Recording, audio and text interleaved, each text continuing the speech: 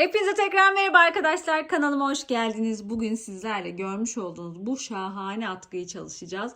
Yapımı çok keyifli. Sonuçta gördüğünüz gibi böyle muhteşem. Gerçekten çok güzel bir atkı oluyor. Benden zaten tarifini çok istemiştiniz. Bekleyen arkadaşlarım vardı. Elimden geldiğince detaylı bir şekilde anlatmaya çalışacağım. Bu modeli sadece atkılarda değil, en çok bebek battaniyesini biliyorsunuz kullanıyorduk. Bebek battaniyeleri, çantalar, eldivenler, bereler, hırkalar, kazaklar, aklınıza ne gelirse her şeye uyarlayabilirsiniz. Efsane güzel bir model. Ben böyle çok renkli çalıştım. İlla siz böyle rengarenk çalışmak zorunda değilsiniz. İstediğiniz renkleri yapabilirsiniz. Ben biraz renk sevdiğim için atkıda da fazlasıyla böyle renkli çalışmayı tercih ettim. %100 koton iplerle ördüm. Zaten malzeme miktarlarını şimdi, malzeme bilgilerini şimdi size veriyor olacağım göstererek. Ama baştan şunu söyleyeyim. Bu atkı için ana renkten, yani şu beyaz rengimden 1,5 yumak bitiyor. Diğer renkler zaten fazla yetiyor. Ölçüleri dair her şeyini videonun içerisinde sizlere söylüyor oluyorum. Tığ numarası da dahil. Zaten ben malzemeleri aldığım yere, kullandığım miktarları, her şeyi her zaman olduğu gibi videonun açıklama kısmına da ekliyorum. Oradan da kontrol edebilirsiniz. Kanalıma abone olup videolarımı beğenmeyi ihmal etmeyin. Destekleriniz son derece önemli. Instagram sayfamda kanalımla aynı isimde Ayşha Hobi. Oradan da beni takip edebilir. Yaptığım projelerden de erken haberdar olabilir. Benimle birlikte örmek istediklerinizi de bana oradan gönderebilirsiniz. Şimdi malzemelerimize bakalım, sonra da örmeye geçelim.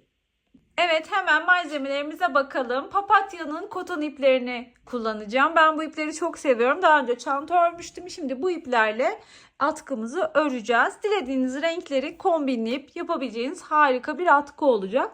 İpimizin özelliklerine bakalım. %100 koton ip arkadaşlar bu. Şöyle göstereyim. Bir yumağı 100 gram, 300 metre, dediğim gibi %100 koton ipler. Bu ipleri ben 0 numaralı, yani 2,10 milimlik tığ ile öreceğim. Malzemelerimi aldığım yere ve kullandığım miktarları videonun açıklama kısmına ekliyor olacağım. Açıklama kısmını okumayı da ihmal etmeyin. Şimdi atkımızı örmeye başlayalım. Zincir çekerek atkımızı örmeye başlıyoruz. Ben bir miktar zincir çektim. Toplamda 47 tane zincir çekiyoruz. Arkadaşlar, ilk zincirlerimizi, başlangıç zincirlerimizi sıkı sıkı çekmiyoruz. Elimizi biraz gevşek tutarak çekiyoruz. 47 tane zincirimizi çektikten sonra örmeye başlayacağız. İkili trabzan yapacağız. Tığımızı ip doluyoruz. 1, 2 ve 3. 3 tane zincirimizi, ilk 3 zincirimizi örmeden atlıyoruz. 4. zincirimize batıp ikili trabzan yapıyoruz. Sıra sonuna kadar bütün zincirlerimize batacağız ve ikili trabzan yapacağız.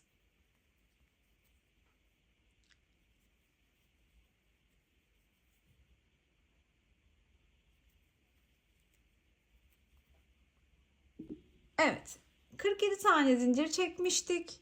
3 tanesini örmeden atladık. 44 zincirimiz kaldı. Her birine birer tane trabzan yaptığımız için atladığımız 3 zincir hariç 44 tane ikili trabzanımız oldu.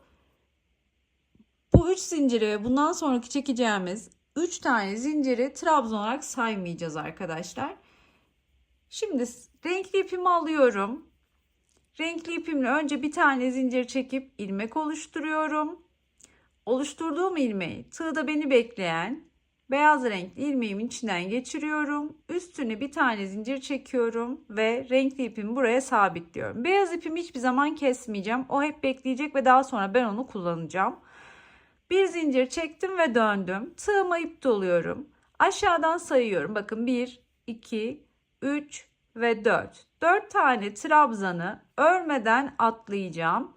Bu 4 tane trabzanın tepesine değil, hemen yanındaki boşluğa, yani iki trabzan arasına, 4 ile 5. trabzanın arasına batacağım ve buraya aynı noktanın içine toplamda 6 tane ikili trabzan yapacağım.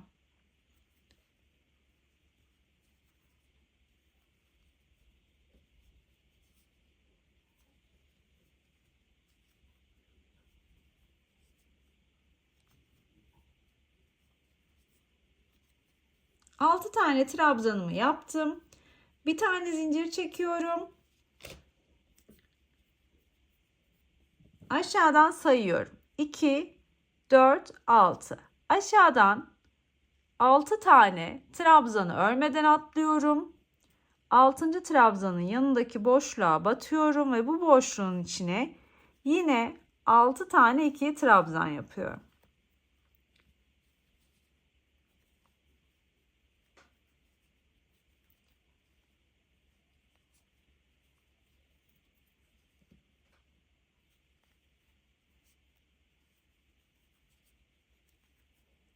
Bir tane zincir çekiyorum. Aşağıdan 2, 4, 6 trabzanı sayıyorum. Bu trabzanları örmeden atlıyorum. 6. trabzanın yanındaki boşluğa batıp bu boşluğun içine 6 tane ikili trabzan yapıyorum. Sıramın sonuna kadar bu işlemi tekrar edip geliyorum. Sıramın sonuna geldim. Bakın son renkli altılımı yaptım. Sıra sonunda 4 tane trabzanım kaldı.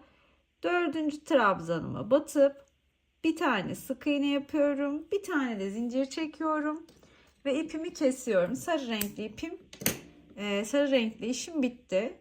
Şimdi başlangıçtaki bu beyaz ipi kesmemiştik biliyorsunuz. Beni bekleyecek, onu kullanacağım demiştim. Hemen beyaz ipin olduğu trabzan tepesine batıyorum. İpi alıyorum. Şöyle. Battığım yerden çıkarıyorum. Yani ilmek oluşturdum tekrar. 1, 2, 3 tane zincir çekiyorum. Aynı trabzanın tepesine tekrar batıyorum ve bir tane ikili trabzan yapıyorum. Çünkü bu 3 zinciri trabzan olarak saymıyorum. Hemen yanındaki ikinci trabzanın tepesine batıyorum. Bir tane ikili trabzan yapıyorum. Yani yan yana 2 tane ikili trabzan yapmış oldum. 2 zincir çekiyorum. Renkli iple ördüğüm 6 tane trabzanım var biliyorsunuz. Bu 6 tane trabzanın 3 tanesini örmüyorum. Hemen yanındaki tepesine değil 3. trabzanın yanındaki boşluğa batıp bir tane sık iğne yapıyorum buraya. Daha sonra tekrar 2 tane zincir çekiyorum. Tığıma ip doluyorum. Aşağıda örmeden atladığım 6 tane trabzan var biliyorsunuz. Bunun 3. tepesine batıyorum. 3. trabzanın tepesine batıp hemen bir tane ikili trabzan yapıyorum. Daha sonra yanındaki trabzana yani 4. trabzanın tepesine batıyorum ve bir tane ikili trabzan yapıyorum. Yan yana 2 tane ikili trabzanım oldu. Bakın diğer renkli trabzanlara geldim. 2 tane zincir çekiyorum. Bu renkli trabzanların 3 tanesini örmeden atlıyorum. Yani 3. trabzanın hemen yanındaki boşluğa batıyorum ve buraya bir tane sık iğne yapıyorum. Daha sonra 2 tane zincir çekiyorum. Aşağıdaki 6 tane ikili trabzanın üçüncüsüne batıyorum ve ikili trabzan yapıyorum. Sonra yanındakine yani 4. trabzana batıyorum ve ikili trabzan yapıyorum. Bu sırada da bu işlemleri sürekli tekrar edip sıra sonuna doğru geliyorum. Aynı işlemleri tekrar edip sıramın sonuna geldim. 2 zincirimi çektim. Sıra sonunda bakın görmüş olduğunuz gibi aşağıda 4 tane ikili trabzan var. Bu 4 tane ikili trabzanın 1, 2, 3. Üçüncüsüne batıyorum. Bir tane ikili trabzan yapıyorum. Yanındakine yani son trabzanıma, 4. ikili trabzanıma batıyorum ve bir tane ikili trabzan yapıp bu sırayı da tamamlamış oluyorum. 1, 2, 3 zincir çekiyorum ve bir sonraki sıraya dönüyorum. Şimdi hemen zincirimin altındaki ilk trabzana batıp bir tane ikili trabzan yapıyorum. Yanındaki trabzana batıp bir tane ikili trabzan yapıyorum. Yani yan yana 2 tane ikili trabzan yapmış oluyorum. Daha sonra 2 zincirlik boşluğa geldim. Buraya batıyorum ve 2 tane ikili trabzan yapıyorum. Sık iğneye geldim. Sık iğneyi örmeden atlıyorum. Sık iğneden sonraki 2 zincirlik boşluğa batıp 2 tane ikili trabzan yapıyorum. Daha sonra bakın trabzanlara geldim. Yan yana 2 tane trabzanım vardı. Bu 2 trabzanımın da tepesine batıp örüyorum.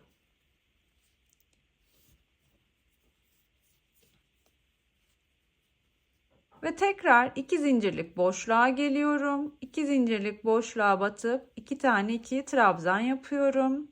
Sık iğneyi örmeden atlıyorum. Sonraki 2 zincirlik boşluğa gelmiş oluyorum. Buraya da 2 tane 2 trabzan yapıyorum. Sonra trabzanlara geliyorum. 2 trabzanımın da tepesine batıp birer tane ikili trabzan yapıyorum. Bu şekilde bu sıramı da tekrar edip bitiriyorum. Evet arkadaşlar, bakın sıra sonuna kadar aynı işlemleri tekrarladım ve sıramı tamamladım. Görmüş olduğunuz gibi modelimizi kurmuş olduk. Toplamda 4 sıradan oluşuyor bu model. Bu 4 sırayı sürekli tekrar ettiğimizde modeli tamamlamış olacağız. Askımızın uzunluğu ne kadar olsun istiyorsak o kadar öreceğiz. Şimdi bir kere daha tekrarlayalım sıraları sizle. Bakın, beyaz renkli ipimi hiçbir zaman kesmiyorum. İlmek tığda bekleyecek. Ben hemen renkli ipimi alıp bir tane zincir çekip ilmek oluşturacağım. Beyaz renkli ilmeğimin içinden geçireceğim. Üstüne bir tane zincir çekip ipi buraya sabitleyeceğim. Daha sonra dönüyorum. 2, 4 tane trabzan örmeden atlayacağım. 4. trabzanın yanındaki boşluğa batıp buraya 6 tane ikili trabzan öreceğim.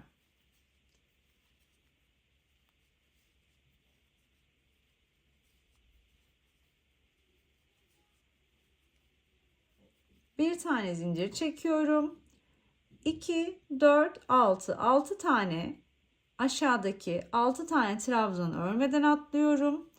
6. trabzanın yanındaki boşluğa batıp bu noktaya 6 tane ikili trabzan yapıyorum. Bir zincir çekiyorum. Aşağıdan 2, 4, 6 tane trabzan örmeden atlıyorum. Ve tekrar buraya 6 tane ikili trabzan yapıyorum. Bu bizim renkli sıramız. Aynı işlemleri tekrar edip sıra sonuna kadar geliyorum. Son altılıyı ördüm.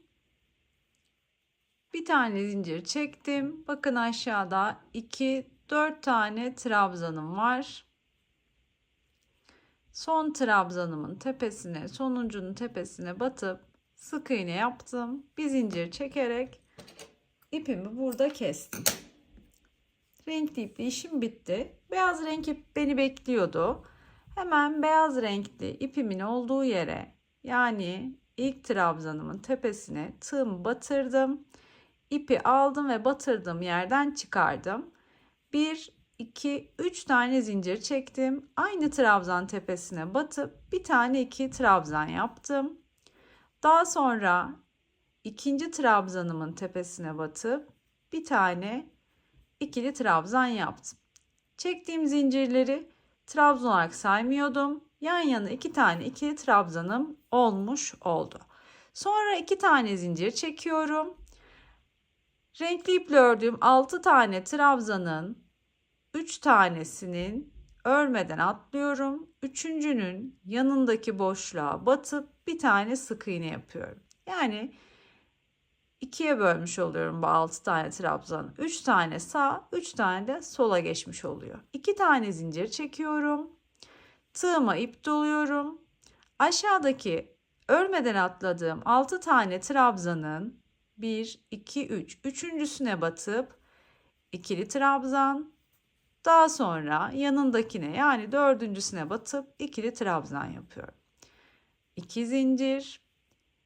6 tane trabzanımın 3 tanesini örmeden atlıyorum. Tepesine değil, 3. trabzanın yanındaki boşluğa batıp sık iğne yapıyorum bir tane. 2 zincir çekiyorum. Sonra aşağıdaki 6 tane ikili trabzanın üçüncüsüne batıp ikili trabzan, yanındakine, yani dördüncüsüne batıp bir tane daha ikili trabzan. Bu sırada da bu işlemleri tekrar edip bitiriyoruz.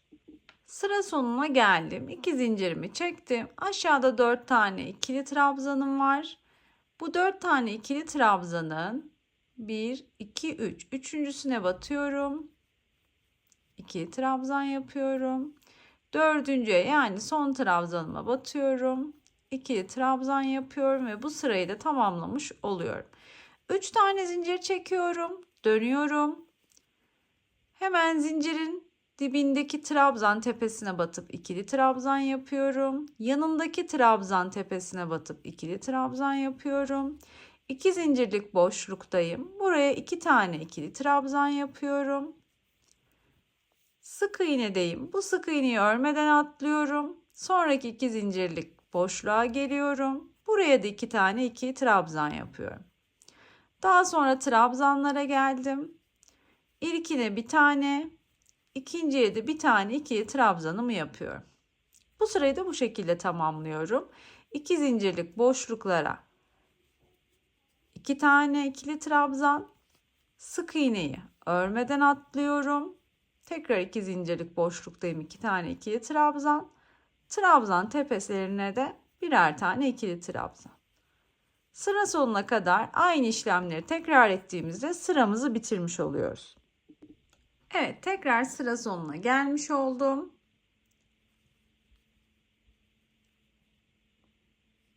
Sonda 2 tane bakın ikili trabzanım var.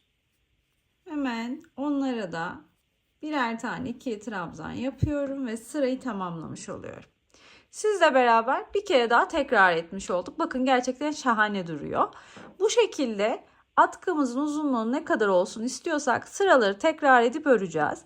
Ben de öreceğim. Ördükten sonra hem en hem boy ölçüsü vereceğim. Şimdi en ölçüsü vermiyorum çünkü bitirdikten sonra etrafını bir sıra sık iğne döneceğiz. Şu küçük parçaları, ip parçaları da o sık iğneler içerisinde gizlemiş olacağız. Tekrar edelim. Atkımızın uzunluğu istediğimiz ebata ulaşana kadar örelim. Sonrasında sizle beraber yapacağız. Evet, ben bayağı ördüm. Şimdi neredeyse atkımın sonuna yaklaştım. Son renkli sırasını yapıyorum. Bu sıradan sonra atkımın en ve boy ölçüsünü vereceğim size. Daha sonra da etrafını bir sıra sık iğne gideceğiz. Sonra da uçlarına püsküller yapacağız. Püskül yapımını da göstereceğim. Ve daha sonra bitireceğiz atkımızı. Hem çok şık oluyor hem de biliyorsunuz son dönemde çok moda. Bana Pinterest'te görüp fazlasıyla resmini fotoğrafını atmıştınız. Birlikte sizlerle de yapmak kısmet oldu.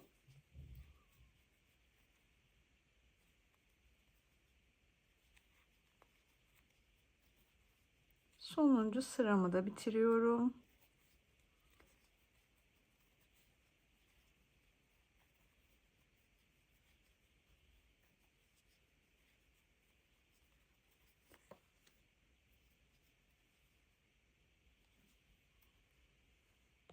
Evet arkadaşlar, şimdi örme işlemimi bitirdim. Etrafını dediğim gibi bir sıra sık iğne dönelim. Sonra da ölçülerimize bakalım.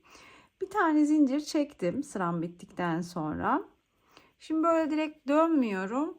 Uzun kenarına dönüyorum. İlk sıram trabzan sıram, biliyorsunuz burası. 2 tane sık iğne yapıyorum buraya. Sonraki sıraya da 2 tane sık iğne yapıyorum. Her sıraya ikişer tane sık iğne yapacağım. İpinizin kalınlık, incelik durumuna göre burada bir kasma işlemi oluyorsa 2 değil de 3 de yapabilirsiniz. El ayarınıza göre buradaki sık iğne sayısını belirleyebilirsiniz. Önemli olan güzel durması. Çünkü sık iğne sayısının herhangi bir önemi yok. Şu an bitti. Sadece etrafını dönüyoruz.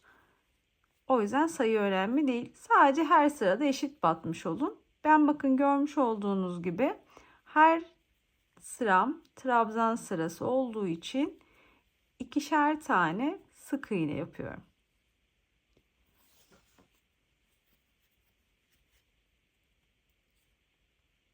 Bakın şu şekilde batıyorum.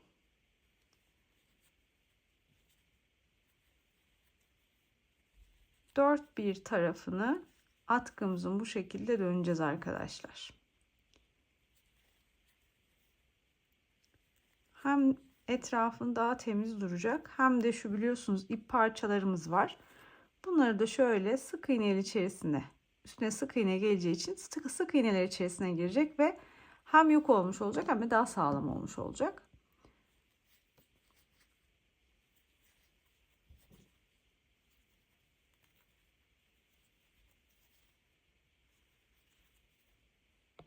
Uzun kenarı ördüm, kısa kenara geldim. Bakın son trabzanı 2 tane yaptım. Daha sonra direkt kısa kenardayım. Yani şuradayım. Hemen ilk bakın düğümün olduğu zincire batıyorum. Ve bir tane sık iğne yapıyorum. Sonra her trabzana batıp birer tane sık iğne yapacağım.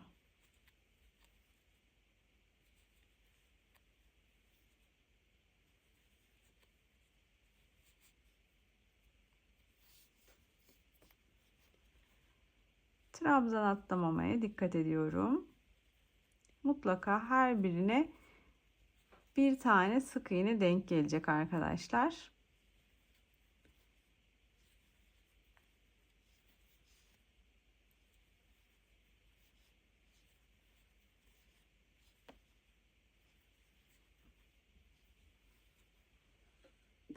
Bakın sona kadar geldim. Şimdi diğer uzun kenara dönmüş oluyorum. Ne yapıyorduk burada? Her trabzan sırasına 2 tane sık iğne yapıyorduk. Hemen başladım yapmaya. Her trabzan sırama 2 tane sık iğnemi yapıyorum.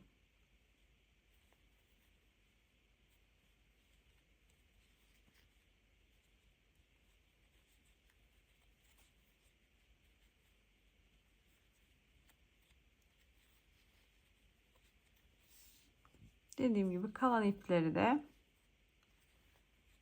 sık iğnenin içerisine almış oluyorum arkadaşlar. Sonra kalan minik parçaları daha sonra makasla temizleyeceğim.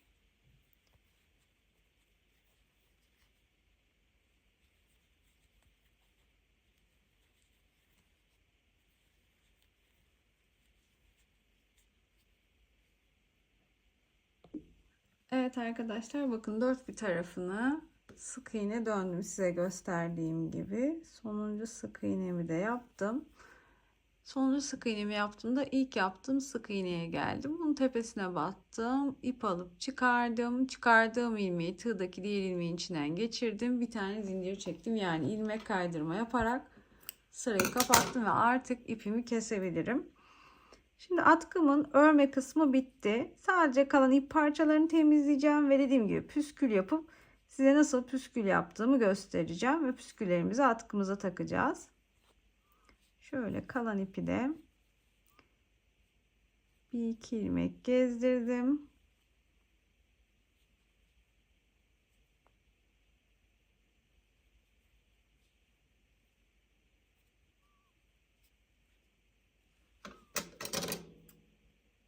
Şimdi bakalım atkımızın ölçüsü ne olmuş arkadaşlar. Önce en ölçüsüne bakalım.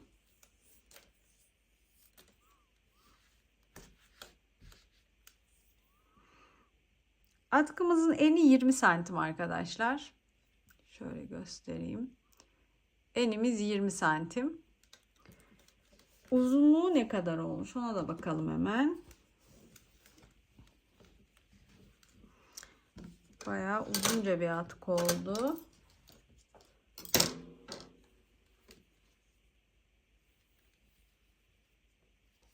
Benim verdiğim sayılarla, benim ördüğüm ip ve tığlarla örerseniz ölçüleriniz el ayarınızdan dolayı sadece 1 santim falan fark eder.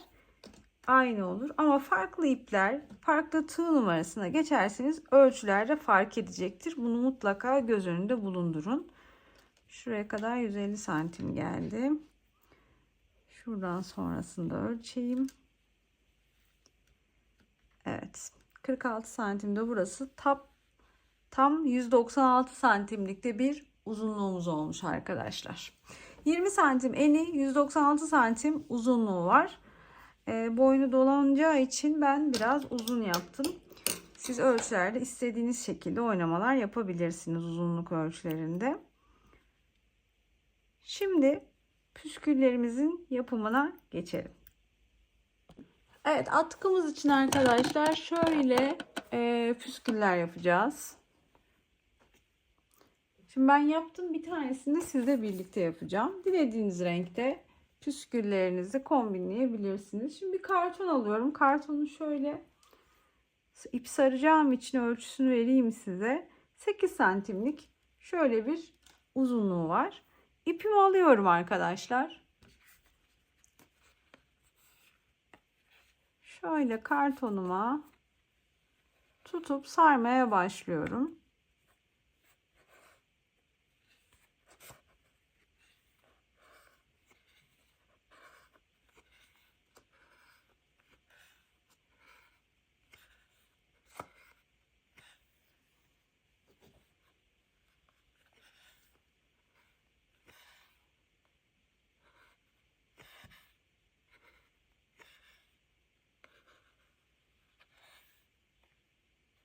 Yaklaşık 15 kere saydım. 15 kere yaklaşık sardım arkadaşlar. Sizler için saydım kaç kere sardığımı. Şöyle ipimi kesiyorum. Ne kadar kalıpta olsun istiyorsanız o kadar sayabilirsiniz. Benimki yaklaşık 15 defa tekrar ettim kartona ipi. Şöyle bir miktar ip alıyorum.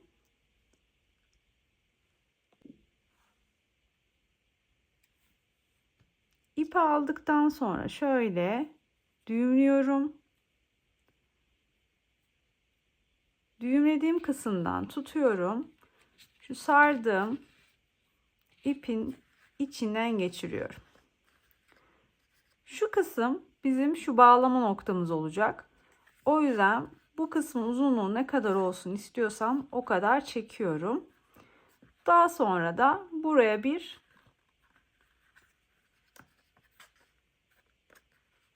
sonra bir tane daha, 2 tane düğüm atıyorum.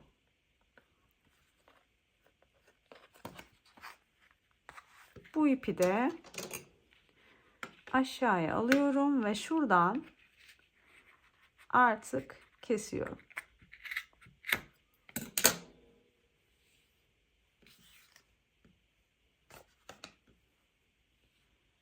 Elimle şöyle düzeltiyorum. Fazlalıklarını şöyle kesiyorum.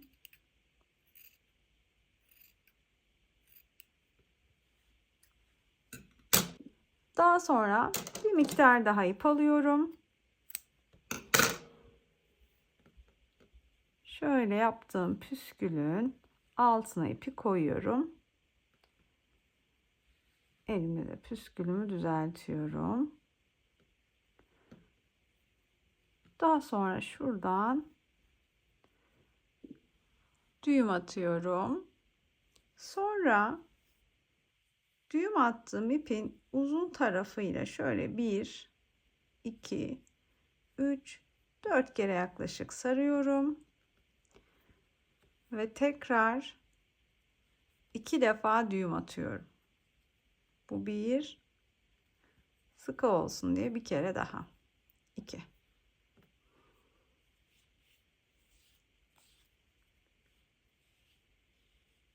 Son fazlalıklarını kesiyorum. Ve püskülüm hazır olmuş oluyor. Evet arkadaşlar, püsküllerimiz hazır. Şimdi püsküllerimizi atkımızın ucuna takarak atkımızı süsleyelim. Püskülleri nereye takacağım? Şu kalp görüntüsü verdiğimiz trabzanların hemen hizasına takacağım. Bakın, bir tanesini birlikte yapalım. Şöyle sık iğneye geçiriyorum. Önce ilmeğini, püskülün ilmeğini şuradan çıkarıyorum tığ yardımıyla. Daha sonra şöyle alıyorum püskülü, bu ilmeğin içinden geçiriyorum. Yani buraya düğümlemiş oluyorum. Bakın, bu şekilde takmış oluyorum. Dilerseniz benim gibi süsleyebilirsiniz. Dilerseniz süslemeyebilirsiniz. Bu tamamen sizin tercihinize kalıyor. Bakın bu şekilde. bir kere daha göstermiş olayım. Şunun güzelliğine bakar mısınız? Gerçekten şahane oldu. Püsküllerin tamamını taktım. Apayrı bir hava kattı püskülleri de. Umarım sizler de beğenmişsinizdir. Ben çok beğendim. Elimden geldiğince anlatmaya çalıştım ama aklınıza takılan bir şey olursa yorumlara yazabilirsiniz.